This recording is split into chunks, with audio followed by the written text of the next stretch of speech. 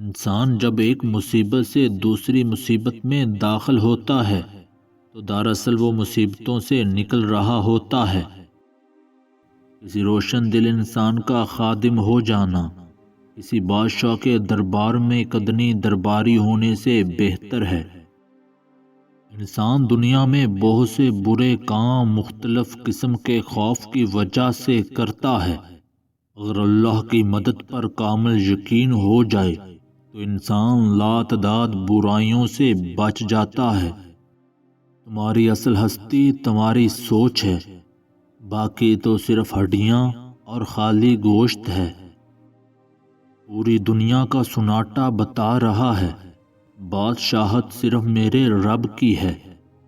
بیوقوف کی صحبت سے تنہائی بہتر ہے، لیکن تنہائی سے بہتر ہے کہ اچھے لوگوں کی تلاش جاری رکھو، تم یقیناً ان تک پہنچ جاؤ گے۔ دل کا بار بار ٹوٹنا اس بات کی نشانی ہے کہ اللہ تمہیں اپنی طرف مائل کرنا چاہتا ہے۔ اس پیغام کو محسوس کرو اور اللہ کی جانب رخ کرو۔ دل ایک آئینہ ہے، اگر وہ بدی سے پاک ہے تو اس میں اللہ بھی نظر آ سکتا ہے۔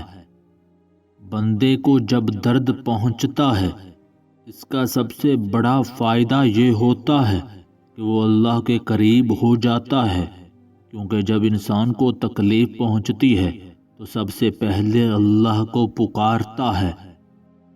جب ہم خود کے ساتھ جنگ لڑ رہے ہوں تو دوسروں کے ساتھ لڑنے کی کیا ضرورت ہے؟